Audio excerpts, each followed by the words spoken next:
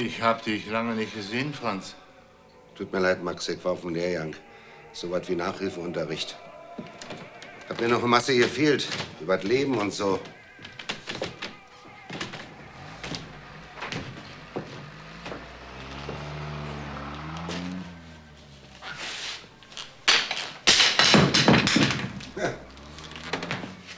Gib doch mal noch ein Bier. Na, vielleicht auch einen kleinen Schnaps.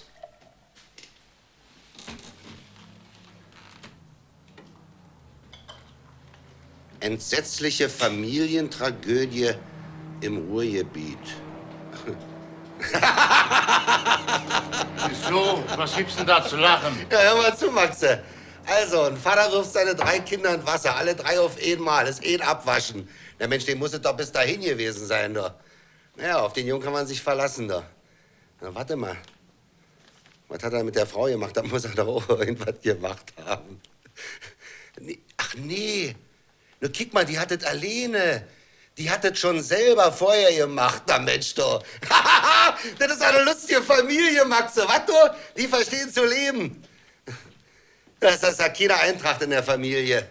Sie in den Kanal und er den Strick. Sie sagt zu ihm, häng da auf und der schmeißt die Kinder in Wasser. Aber der Mann war taub.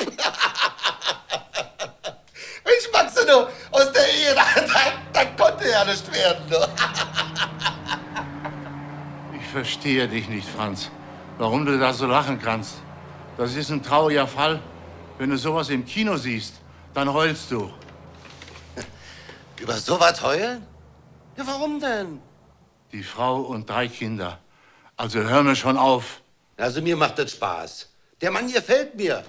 Ja, die Kinder können einem ja leid tun, aber so die ganze Familie mit Mal auf einen Tisch kalt zu machen, ja Mensch, da hab ich schon Respekt vor. Lass mal sehen. Na bitte, der Mann lebt. Den haben sie gefasst. Na, in dem seiner Haut möchte ich nicht stecken. Wer weiß, der sitzt vielleicht in seiner Zelle und raucht seinen Tabak, wenn er welchen kriegt. Und denkt, ihr könnt mal alle. Gewissensbisse, mein Junge. Der heult in der Zelle. Und anders kann er nicht. Und schlafen kann er auch nicht. Also das bestreite ich nun ganz entschieden. Der schläft ausgezeichnet. Und wenn das so ein rabiater Kerl ist, dann schläft er auch gut. Der isst und trinkt. Besser wie draußen. Das kann ich da garantieren, Maxe. Nee, Franz. Wie du jetzt bist, so kenne ich dich nicht. So habe ich dich nicht kennengelernt. Das verstehe ich nicht mehr. Und nun hör doch mit dem Mist auf, Maxe. Mach mir lieber Erbsen mit Schweinerohren.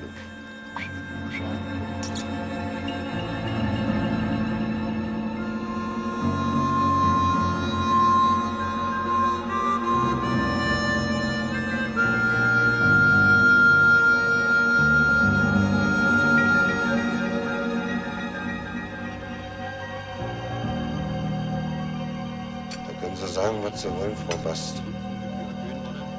Ein Mann mit einem Arm und dazu noch der rechte.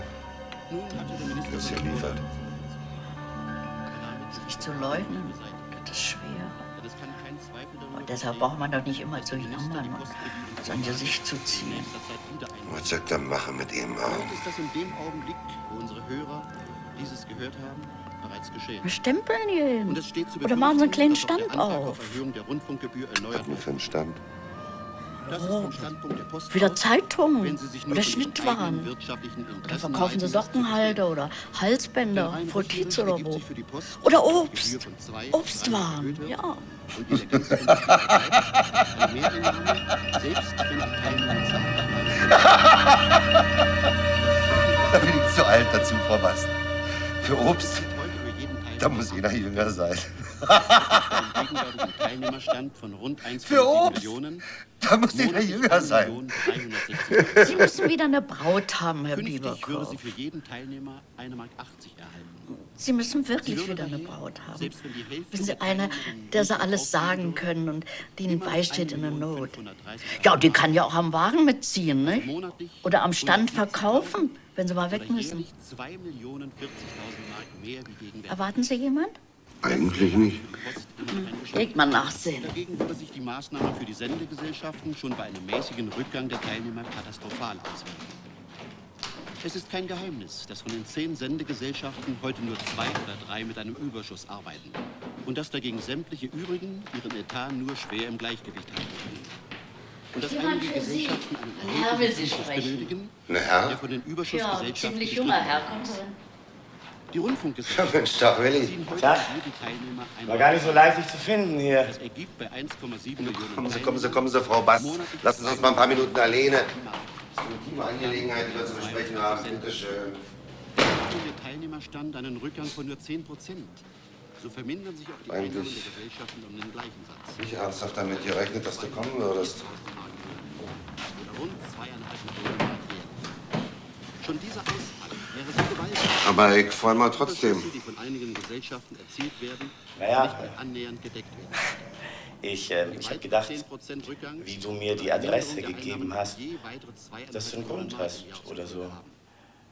Bei 20% Habe ich gedacht, schaue ich mal vorbei. Bei 30% 7,5 Vielleicht kann ich dir helfen. Bei Oder 40% 10 Millionen. es ergibt sich Bei was. 50% 12,5 Millionen betragen.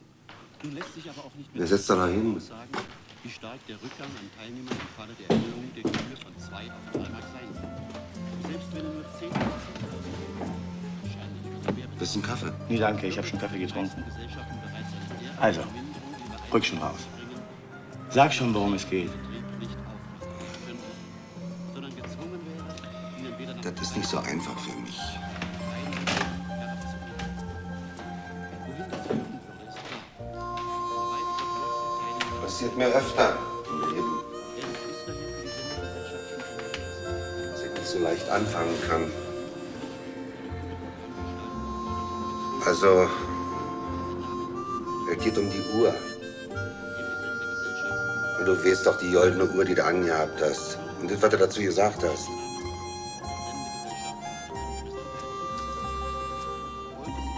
Ich hab mir gedacht,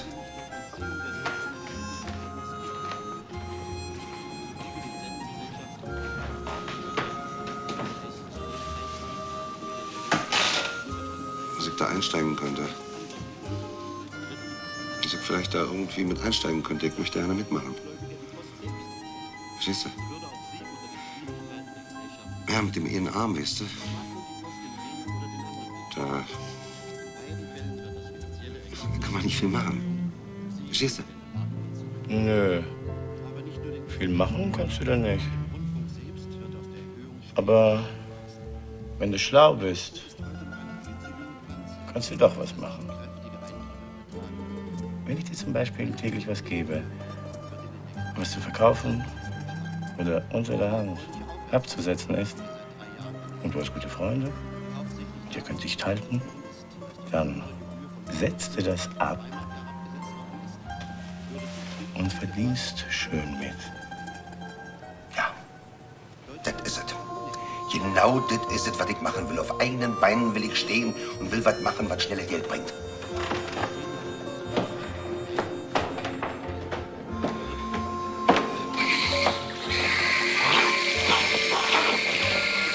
Aber das war Quatsch, Mensch. Die Zeitung, da kann ich doch spucken. Ich krieg doch schon eine Wut, wenn ich diese Kalbsköpfe, diese Zeitungshändler überhaupt bloß sehe. Manchmal staune ich direkt, dass jeder so dämlich sein kann und sich abrackern kann und dicht daneben fährt ein Auto vorbei. Nee, lass mal, Junge. Das ist vorbei. Das ist vorbei. Thiel. Zu Fuß, Thiel. Eine Allee mit schwarzen Bäumen. Und die Häuser wackeln und die Dächer wollen dann auf den Kopf fallen. Aber ich muss anständig werden. Doch komisch. Franz Bieberkopf muss durchaus anständig werden. Was sagst du dazu? Du taut da doch um, Mensch. Für diese Kreise ist schon eine Mehrausgabe von 1 Mark im Monat schwer zu tragen. Mensch, Zudem entzieht ich muss doch ein Zuchthausknall gehabt haben, Mensch. diesen Kreisen die geistige Nahrung, deren Beschaffung ihnen in der Güte und in dem Umfang, wie der Rundfunk sie bietet, auf einem anderen Wege vollkommen unmöglich ist. Manuel Der Linzrum. Verwaltungsrat der Deutschen Reichspost, Geld her. dessen die Entscheidung zusteht, Geld wird verdient. Geld braucht der Mensch. Bei der Art seiner Zusammensetzung darf man die Hoffnung hegen, dass er nicht wegen einiger Millionen Mark Mehreinnahmen, die doch nur einen winzigen Bruchteil der Gesamtforderung der Post decken können und denen zudem unsicher ist, ob sie für die Post überhaupt wirtschaftlich von Vorteil sein werden, Zu einer so unsozialen Maßnahme...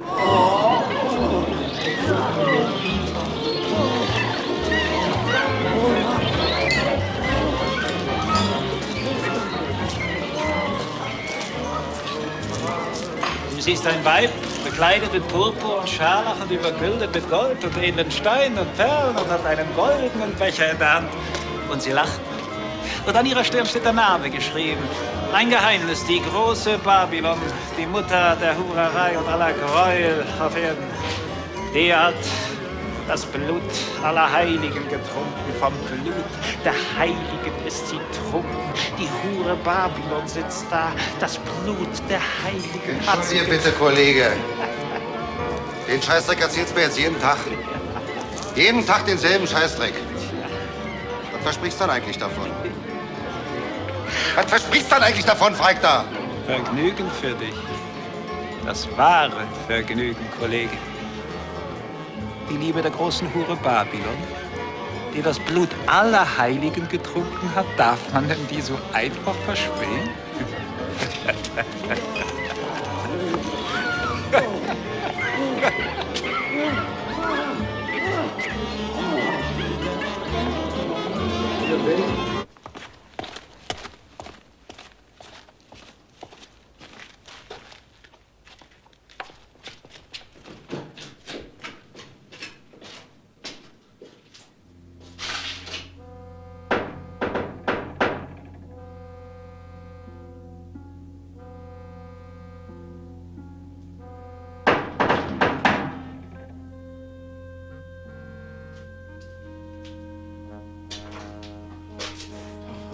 Ja, Willi.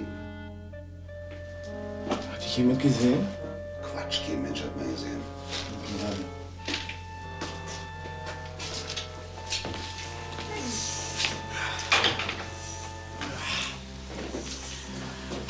Ist eine Ladung Pelze aus Leipzig angekommen.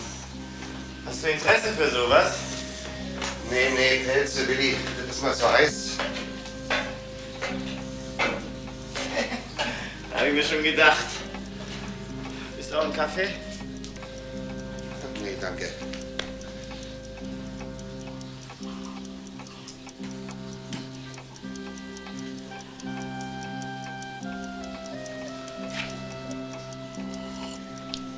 Hast du gestern schon wieder einen Rausch gehabt?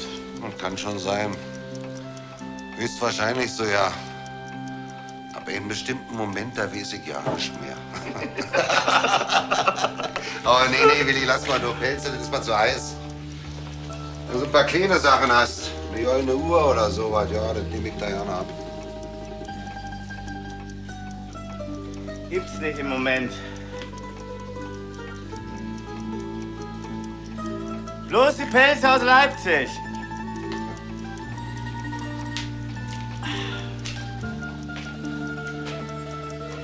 Was hast du denn gestern gemacht? Gevögelt. Plötzlich liege ich mit einer dicken, blonden Frau im Bett. Sagt sie, ihr Mann ist auf Montage oder sowas. Hab gar nicht mitgekriegt, wie ich mit der nach Hause bin. Muss gerade was anderes im Kopf gehabt haben. Aber weißt du, was ich glaube? Ich glaube, sie hat einen Tripper gehabt. Naja. Das ist ja auch nicht weiter schlimm. Musst du untersuchen lassen. 5 Spritzen und du hast das Ganze vergessen. Es sei denn, du hast Angst vor Spritzen, aber na, ihr willst da auch dran. Jetzt komm schon. Oder meinst du, die Welt steht still bloß, weil du gerade ein Loch im Hirn hast? Nee, das glaube ich nicht. Obwohl ich das eigentlich ganz anständig von dir fände. Du auch? Na klar, aber das ist schon anständig. Nee, das ist auch wieder recht. Eben.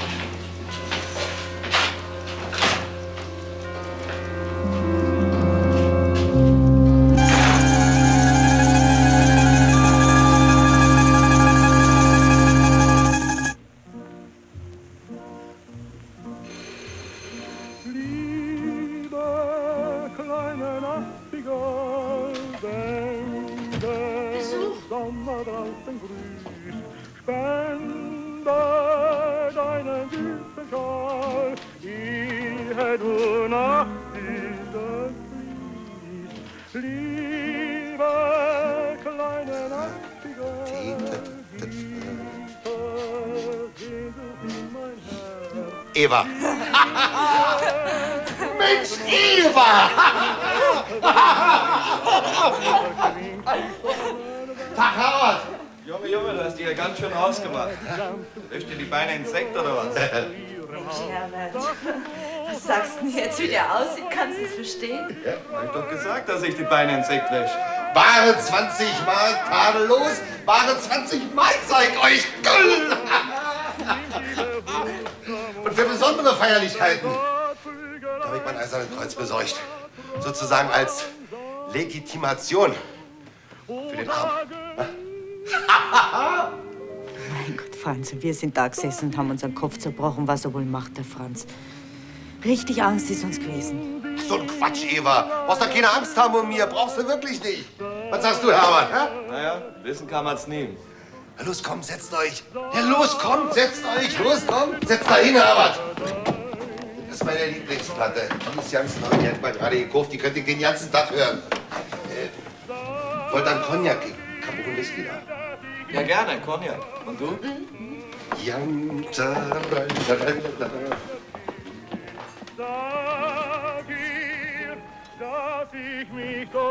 So. Da habe ich schon lange drauf gewartet, dass ihr mal bei mir eben trinkt. Da habe ich schon noch richtig drauf gelauert. Mensch, Franz, wie dir das steht. Das haut ja gerade den ganzen Dampfer um. Jetzt komm, lass uns anstoßen. So, Eva. Herbert. Prost. Prost. So, und jetzt erzählt mir mal, wie euch in Zopper da gegangen ist. Ja, alles klar? Naja, war ganz lustig. Nur weißt du, Ja. Evas Freier, der hat ein bisschen Pech gehabt. Du, im Spielen ging's ihm gut. Im Spielen war's fabelhaft. Aber gerade an diesem Tag, du, wo er sich 10.000 Mark von der Bank abgeholt hat, da ist er doch tatsächlich in seinem Hotelzimmer bestohlen worden. Nee. Während er mit Eva unten beim Essen lag. Ja, also, wie sowas möglich ist. Genau. Das Zimmer ist fein und sauber mit dem Nachschlüssel geöffnet worden. Die goldene Uhr war weg und 5.000 Mark, die er offen in seinem Nachtkasten hat liegen lassen. Was aber keine besondere Nachlässigkeit war, weil wer denkt denn schon an sowas? In einem erstklassigen Hotel, dass sich da Diebe einschleichen könnten. Du stell dir vor, du, da tobt er und schreit er mit Eva, weil sie ihn so gedrängt hat, schneller zum Essen zu gehen. Richtig angeschrien hat er sie da. Da habe ich ihm aber gleich gesagt, Schatzilein, habe ich gesagt, das ist aber nicht vornehm, wie du mich jetzt behandelst.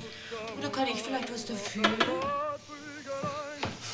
Da war er dann so beleidigt. Da wollte er dann gleich nach Hause, was für uns beide ja dann auch das Beste war.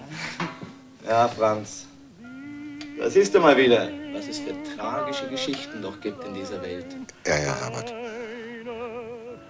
Kannst du mal sehen, wie einem das Leben so mitspielt.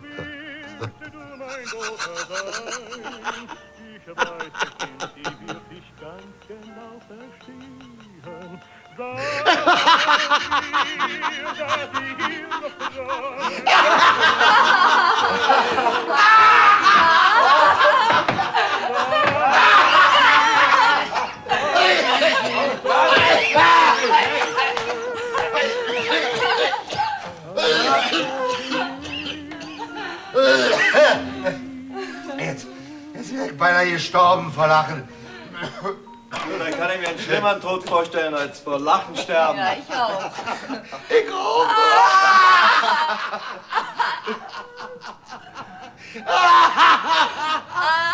Schluss. Komm, hört auf zu lachen, ich kann nicht mehr. Sagt mir lieber, wie ich als Heldenkrieger aussehe. Als Heldenkrieger im Streifenanzug, hä? Ja, mir gefällt's dir. Also mir gefällt's dir, wie du mir noch nie gefallen hast. Richtig glücklich bin ich, wie du jetzt aussiehst. Und ich auch. Franz, mit wem gehst du jetzt? Jen? Ach so. Nee. Ach, du meinst wegen das hier? Nee, das ist von was anderem. Mit Jen ist nichts. Ich hab keine Laufen. Ich bin alleine. Mensch, Gott sei Dank, Franz, ich hab nämlich eine für dich, die richtige. Und was hast du für mich? Na, ein Mädchen, ich hab ein Mädchen für dich. Jetzt, wo du allein bist, brauchst du doch ein Mädchen. Sieht doch ein Blinder mit dem Krückstock. Habe ich eins gesucht für dich. Und wie ich gesucht habe, habe ich eins gefunden. Die steht dir jetzt zur Verfügung. Wie soll das gehen, Eva? Ich kenne doch das Mädchen überhaupt nicht. Vielleicht mag die mich ja nicht. Ja, mit dem Arm. Vielleicht ekelt die sich. Quatsch. Liebhaben wird die dich. Das ist es. Liebhaben. Fragen Herbert. Naja, die ist in Ordnung, die kenne ich, Franz. Und woher kennt ihr die? Die ist noch nicht lang in Berlin. Die kommt aus Bernau. Die ist immer bloß abends rüber zum Stettiner Bahnhof. Da habe ich sie dann getroffen. Da habe ich zu ihr gesagt, du kommst mir noch unter die Räder, Kind, wenn es das nicht sein lässt. Und immer rüberkommst hier nach Berlin, wo sich keine so halten kann. Dann hat sie bloß gelacht und hat gesagt, ich will mir ja bloß amüsieren. Bloß amüsieren will sie sich. Da recht hat das Mädchen. Ich kenne Bernau. Das ist abends wirklich nicht los. Eben, Franz, und deshalb habe ich mich ein bisschen um das Mädchen gekümmert. Weil zum Stettiner Bahnhof kann's nicht mehr. Da ist in eine Razzia gekommen, verstehst? Wenn du ein richtiger Mann bist und was verstehst, Franz, dann kannst du wer weiß was aus dem Mädchen machen. Ich habe sie gesehen. Hat Rasse. Ein bisschen jung ist halt. Aber Rasse hat's und feste Knochen. Komm, dreh rein. Nachtigall, komm. Da, di, ba, di, ba, da, da, da, da, da, da,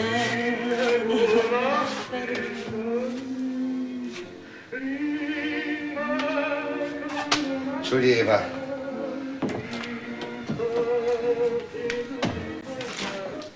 Das ist bloß wegen dem Arm. Ich hab noch nicht gelernt, mit ihm am Arm zu tanzen, aber das lerne ich schon noch. Brauchst dich doch nicht entschuldigen, ist ja auch meine Schuld. Entschuldige. Wann meinst du, dass ich die treffe? Also jetzt kennst du mich schon 100 Jahre und stellst immer noch solche Fragen. Na, was heißt das jetzt? Ganz einfach. Die steht unten auf der Straße und wenn ich jetzt das Fenster aufmache und wink, dann kommt's rauf. Was denn? Hier unten auf der Straße steht die? Wo soll's denn stehen? Muss doch da stehen, wo es sieht, dass ich winke. Ist doch vernünftig, oder? Na ja, das wird schon vernünftig sein. Also na wink ich jetzt.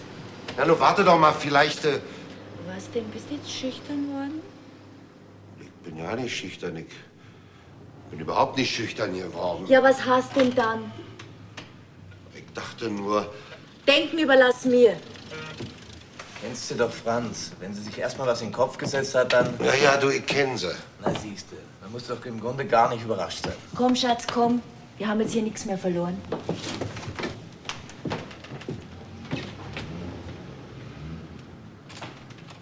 Ja, aber was denn? Ihr könnt mir doch hier nicht alleine lassen. Brauchst du jetzt neuerdings ein Kindermädchen? Nee, Eva, wirklich nicht. Na also. Gehen Sie schon? Ja, wir müssen. Lass uns doch bitte die Tür hinter uns auf, weil da kommt noch jemand für den Herrn Bieberkopf besuchen. Kann ich noch was tun für Sie? Nee, vielen Dank. Dankeschön, danke.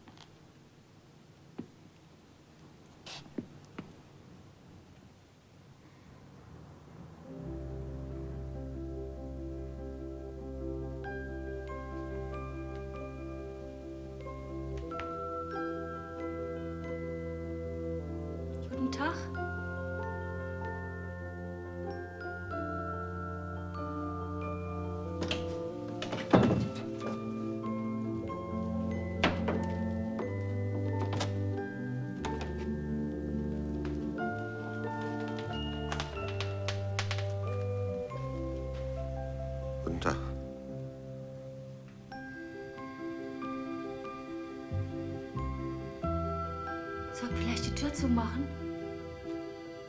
Ja, bitte machen Sie doch die Tür zu. Bitte.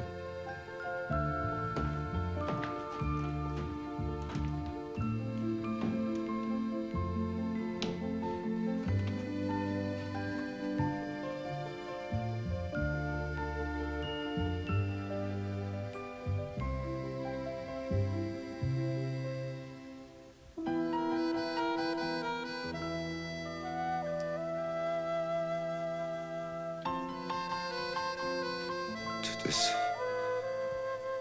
wenn die Sonne aufgeht. Wie bitte? Das war nicht Wichtiges.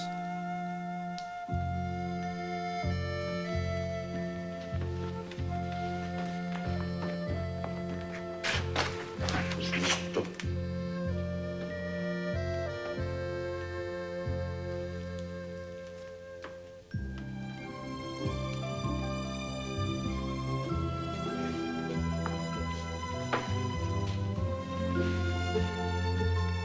Na, komm her.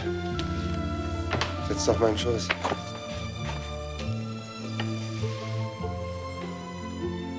Wie weißt du denn?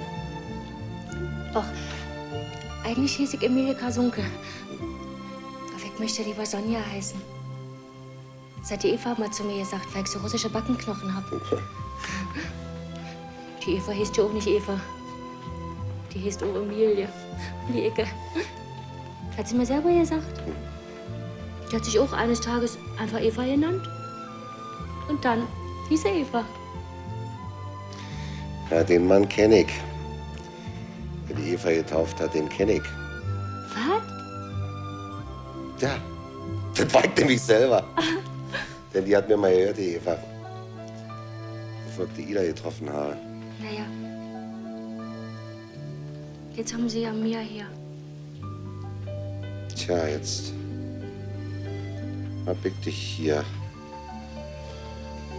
Bloß, Ja? was nicht weiter, ist nicht schlimm mit. Das ist nur, weißt du, ich kann keine fremden Namen leiden. Und wenn du aus Bernau bist, dann kannst du eigentlich auch anders heißen. Weißt du, ich hab schon so viele Mädchen gehabt. Das kannst du dir ja vorstellen. Aber ich hab noch keine gehabt, die Marie geheißen hat. Und so eine hätte ich gerne mal. Marie? Ja, Marie. Ich finde das schön. Ich muss ja nicht Marie zu dir sagen, dann nenne ich da einfach Mieze. Gefällt dir das? Mieze? Oh ja. Das ist schön. Mieze?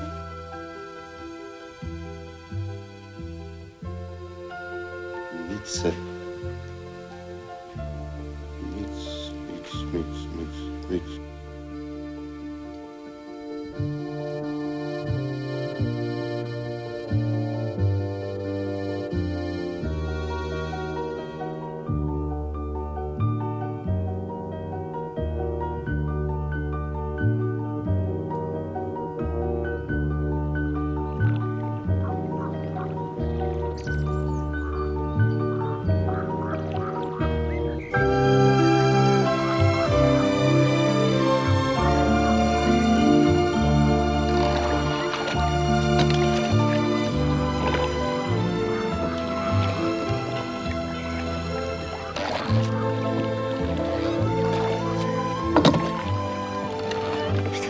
Mit den einen Arm rühren.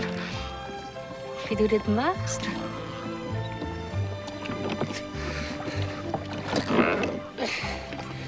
Was bleibt man weiter übrig? Früher oder später muss ich sowieso lernen, alles mit einem Arm zu machen.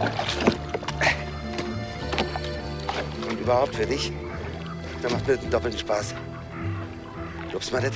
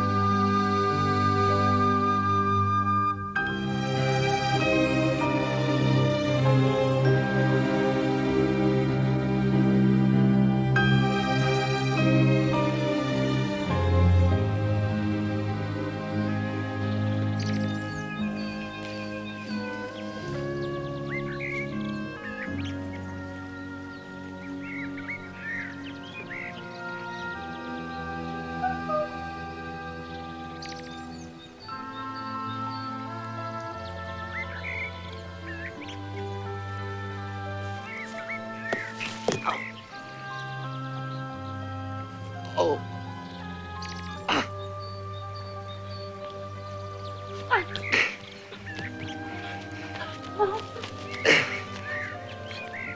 Mein lieber Franz. Hast du dir wehgetan? Oh mein Gott, du blutest ja. Ein bisschen Blut, Mieze. Und weh tut's überhaupt nicht. Ich hätte ja auch besser aufpassen können. Das war meine Schuld, Mieze. Und kickst mal so traurig an?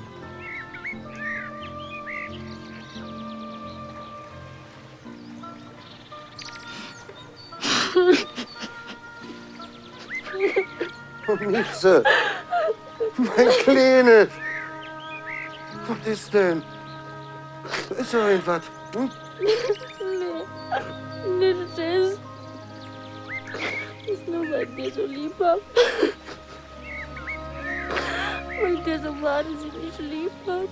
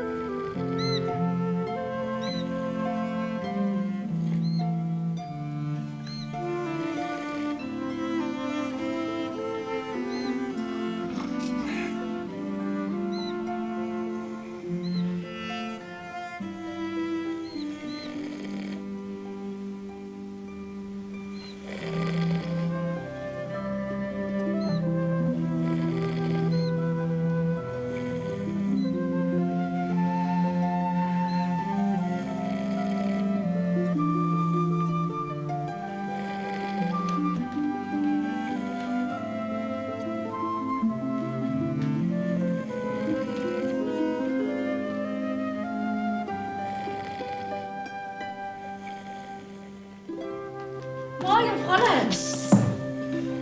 Er schläft.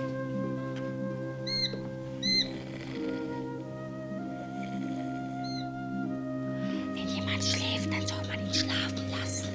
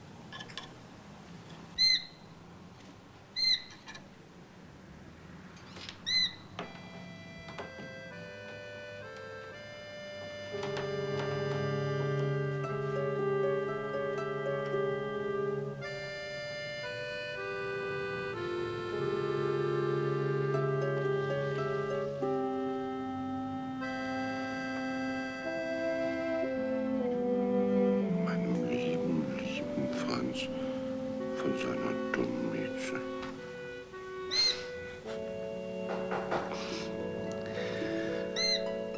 Ja? Ach, Sie sind schon auf. Sie haben Besuch. Der junge Herr, der neulich schon mal da war. Ich habe ihm gesagt, Sie schlafen doch, aber vielleicht... Na, ist gut, lassen Sie mal rein. Sie können rinkommen, ja? Der Biberkopf ist schon aufgestanden. Gerade ist er aufgewacht. Tag, Franz. Tag, Willi. Es ist nur, ich habe mir solche Sorgen gemacht. Du hast ja kommen wollen gestern. Ich habe gewartet und gewartet. Da habe ich mir ganz einfach Gedanken gemacht und deshalb bin ich hergekommen. Na, ist in Ordnung, Willi, ist in Ordnung. Kick mal. Hat mir die Mieze ganz einfach geschenkt. Als ob ich Geburtstag hätte. Dabei habe ich gar keinen Geburtstag. Wie das Mädel mit dem Geld haushalten kann. Mensch, ja, so was könnte man glattweg heiraten. Was meinst denn du? Guck mal, den kleinen Piepmatz hier, den hat sie mir auch geschenkt. Warum bist du nicht gekommen gestern? Ach, das tut mir so leid, Willi, aber ich war mit der Mieze aus und da habe ich das verschlafen und habe einfach nicht mehr dran gedacht. Das tut mir wirklich leid, Willi. Macht ja nichts, Franz. Muss dich nicht entschuldigen. Das ist nur, ich muss halt wissen, ob ich weiter mit dir rechnen kann, verstehst du? Ich muss es nur einfach wissen. Ja, na klar mache ich weiter mit. Ist doch ja keine Frage. Bis gestern habe ich es verpasst. Na ja, ich war mit der Mieze zusammen und das war so schön und ja, wir sind so glücklich gewesen. Das tut mir wirklich leid, Willi. Das ist schön. Dann warte ich heute Nachmittag wieder auf dich. Ah, du kannst doch verlassen auf mich. Heute komme ich bestimmt. Ich gehe dann jetzt. Mal gucken, was so los ist. Bis heute Nachmittag. Ist gut. Tschüss.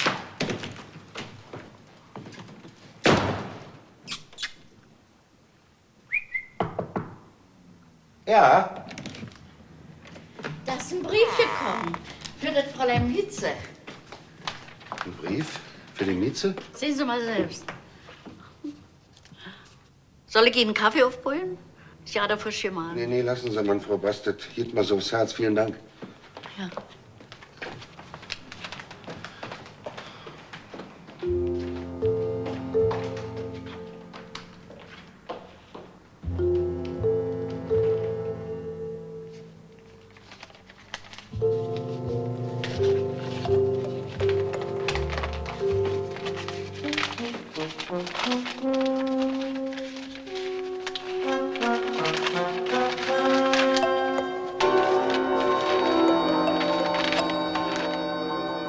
In der Brunnenstraße, wo sie Untergrund ausschachten, ist ein Pferd in den Schacht gefallen.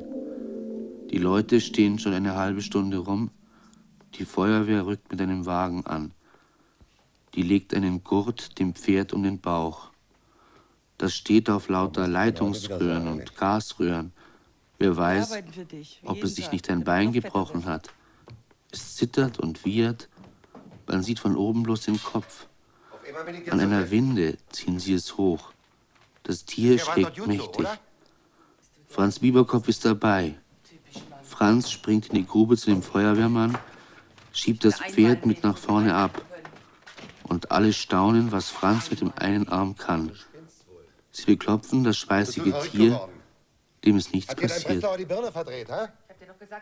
Da ist durch die Stadt ein merkwürdiger kleiner Wagen gefahren.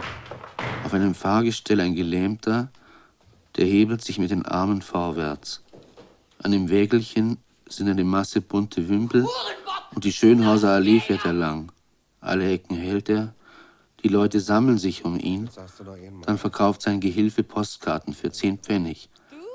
Weltreisender, Johann Kierbach, geboren 20. Februar 1874 zu Mönchengladbach, bis zum Ausbruch des Weltkrieges gesund und schaffensfreudig, wurde meinem arbeitsreichen Streben durch einen rechtzeitigen Schlaganfall ein Ziel gesetzt. Jedoch erholte ich mich wieder so weit, dass ich allein stundenweit gehen konnte, um meinen Beruf auszuführen. Dadurch wurde meine Familie vor der größten Not geschützt. Im November 1924 jauchzte die ganze rheinische Bevölkerung, als die Staatsbahn von der drückenden belgischen Besatzung befreit wurde. Viele deutsche Brüder hatten sich vor Freude einen Rausch angetrunken, was für mich das Verhängnis wurde. Ich befand mich an dem Tage auf dem Heimwege, als keine 300 Meter von meiner Wohnung entfernt ich von einem aus der Wirtschaft kommenden Trupp Männer umgeworfen wurde. Der Fall war so unglücklich, dass ich auf Lebzeiten ein Krüppel bin und nie wieder gehen kann. Ich beziehe keine Rente oder sonstige Unterstützung. Johann Kierbach. Und einer von den Jungen sagt ganz richtig, für Krüppel, für die sollten sie sowieso keinen Sechser geben. Aber dann, fragt ein Alter, soll so einer vielleicht als Lude gehen? Und der Junge sagt ganz ernsthaft, jawohl. Und da gibt's gar nichts zu lachen. Sollst du mal sehen von meinem Bruder, seine Frau, meine Schwägerin. Sind propre Leute, können es mit jedem aufnehmen. Glaubst du, die haben sich geniert? Haben sich den Dreck zahlen lassen? Stempelgeld? Der ist nach Arbeit rumgelaufen und sie hat nicht gewusst, wohin. Dietmar Pfennigen. Und 2 kleine Gören zu Hause. Kann die Frau doch nicht arbeiten gehen. Da hat sie mal einen kennengelernt. Und dann hat sie vielleicht auch mal einen anderen kennengelernt. Bis er was gemerkt hat, mein Bruder. Da hat er mich geholt und hat gesagt, ich soll kommen und zuhören, was er mit seiner Frau abzumachen hat. Da ist er aber an den Richtigen gekommen.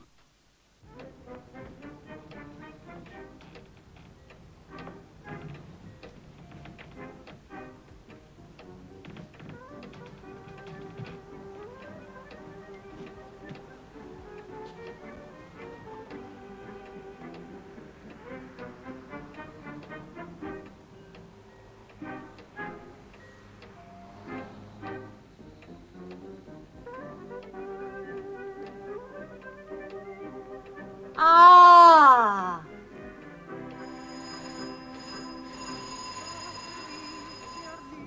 Ja, komm ja schon.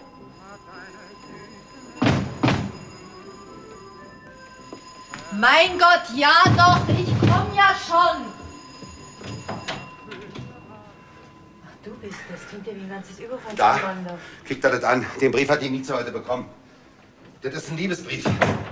Hast du verstanden? Meine Mieze hat einen Liebesbrief bekommen.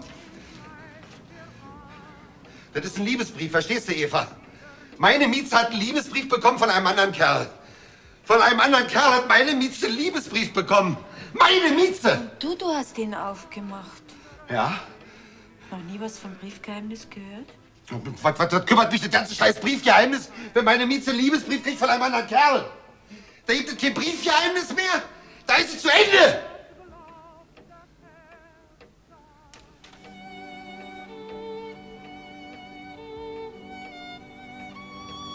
Was kriegst du mal so an? Was ist denn?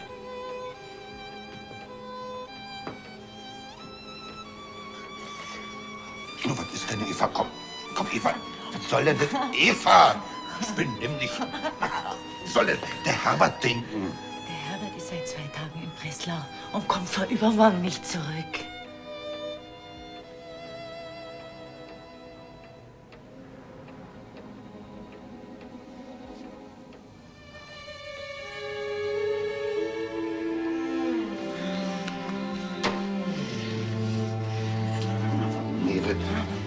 Was ist denn los mit dir? Bist du verrückt geworden, Mensch?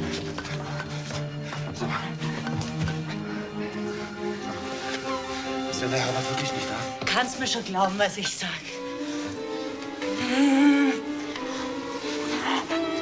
Ja, dieses Schwein bleibt mal mit in deiner eigenen Wohnung. Oh, du Süße. Oh, ich bin so verliebt, dass ich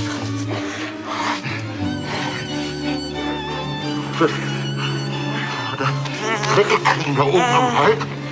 Komm, Franz, komm. Ich kann dich fressen. Es wäre recht. Sie nachher. nachher mal was sagen. Oh! Flecke sieht. Mit der grünen Frau. Komm, ich geh doch nachher mit ins Freien. Na komm, ich sag. Ich hab's. Das wird Herr Freier sein. Ich Flecke sieht. Was soll denn nur die Tante sagen? Und was wird die Große bitte sagen? Mensch, was ist denn los? Nichts los, Eva. Nichts ist los, Eva.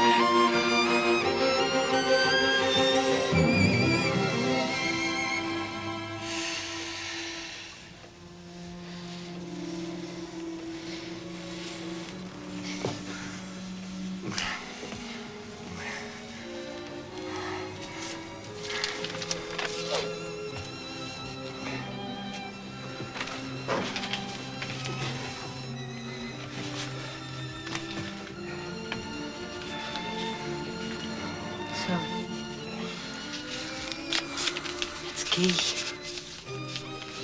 Red mit der Mitze. Du, Eva?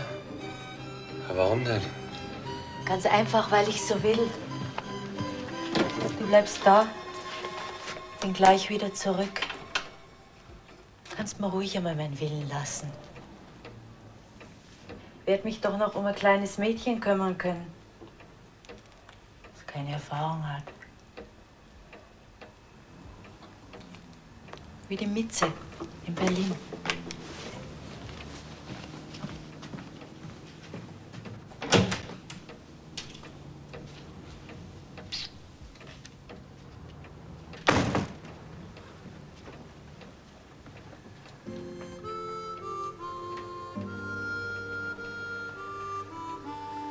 Meine Mitze hat einen Liebesbrief gekriegt.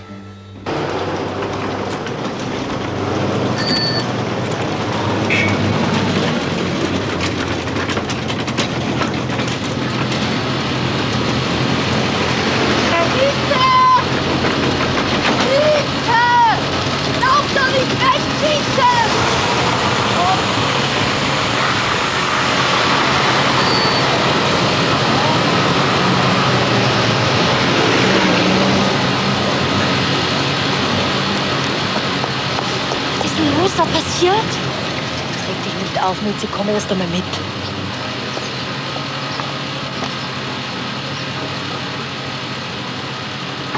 Zurück zum Elsässer.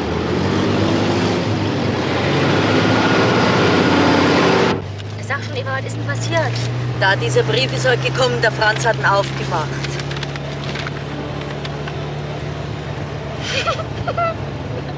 Ja, was gibt's denn da zu lachen? Und wie der schreit. Das ist komisch. Das wird er gerne nie lesen. Du Kleine, ich glaube, du hast nicht richtig hingehört. Dieser Brief da, den du gerade liest und der an dich gerichtet ist, der ein Liebesbrief ist, den hat der Franz aufgemacht.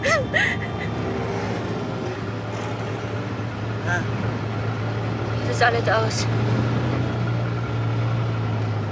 Ich war Eva. Das ist doch alles aus. Du behalten so lieb den Franz. Der jetzt richtig wehtut. So lieb hab ich den. Da gibt's nur eins, du musst es ihm sagen. Was soll ich ihm sagen? Na, ist doch klar, wenn's dem nichts sagst, dann glaubt er natürlich, dass du wirklich einen Liebhaber hast. Aber wenn's das ihm sagst, dann akzeptier das vielleicht. Vielleicht. Das wäre schön, Eva. Hat er sich denn über den Kanari gefreut? Ich kann es ihm nicht sagen. Das kann ich einfach nicht. Lieber ich gehe nie wieder nach Hause, nie wieder. Ich kann es ihm nicht sagen. Kannst du es ihm nicht sagen, Eva? Du bist doch so klug. Du kannst es ihm schon beibringen. Du schaffst es schon. Auf dir hört er auch. Aber bitte, Eva, bitte versuch es doch. Also gut, meinetwegen, ich versuch's mal. Schatz, ich bin da.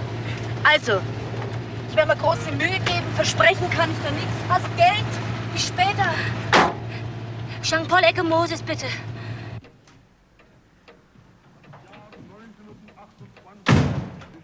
Hannover ein Wahljahr erster Ordnung. In Deutschland bewerben sich zahlreiche Parteien um die Stimmen der Wähler und der Wählerinnen. Und die Stimmen der Frauen werden vor allem die Parteien, die früher gegen das Frauenwahlrecht waren und innerlich noch heute noch sind. Vor allem aber müssen wir die deutschen Wahlen heute innerhalb der politischen Gesamtentwicklung Europas sehen. Durch das Versailler Friedensdiktat Bist du schon wieder da? Ich glaub schon. Wie lange habt ihr denn geschlafen?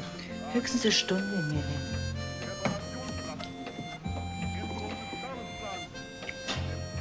Eva?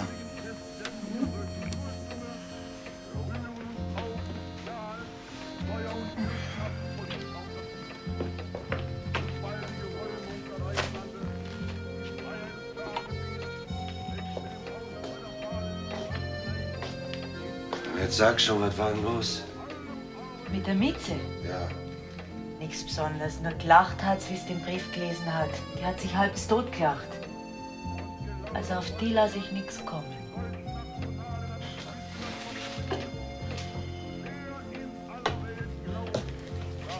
Was kann die da lachen? Wo es nichts zu lachen gibt. Nee, Franz, aus dem Brief mache ich mir gar nichts. Da hat sie ja bloß gelacht, wie es den gelesen hat. Und das Wichtigste war eigentlich, dass mich gefragt hat, ob du dich denn über den Kanari gefreut hast. Na ja, Jetzt hör mir mal gut zu. Das eine kann ich dir sagen. Nicht einmal mit der Wimper hat's gezuckt. Wirklich, Franz. Die hat mir tadellos gefallen. Das ist ein gutes Mädel. was heißt denn hier ein Judith Mädel? Wenn sie mit mir zusammen ist und hat einen Liebhaber, der ihr Briefe schreibt und hat mir noch nie was davon gesagt. Na, dann ist er meine Mieze gewesen. Mensch, Franz, verstehst du nicht? Ein Mädel will auch mal was für einen Mann tun. Was hat's denn davon, wenn du den ganzen Tag rumläufst und Geschäfte machst und so? Und sie kann Kaffee kochen und Stube machen und sonst nix. Die will, dass du dich freust. Die will dir was schenken. Die will was haben von dir. Und deshalb macht sie es. Und das hast du dir aufbinden lassen, dass er mich deswegen betrügt. Hm. Was ist denn das für ein Grund? Von Betrügen ist kein Red, das hat's gleich gesagt. Das kommt nicht in Frage. Wenn da einer einen Brief schreibt, da ist doch nichts dran. Kommt doch mal vor, dass einer hängen bleibt, dann schreibt er halt. Das kann doch dir keine Neuigkeit sein, oder? Aha. Da bin ich also wieder. So läuft der Hase.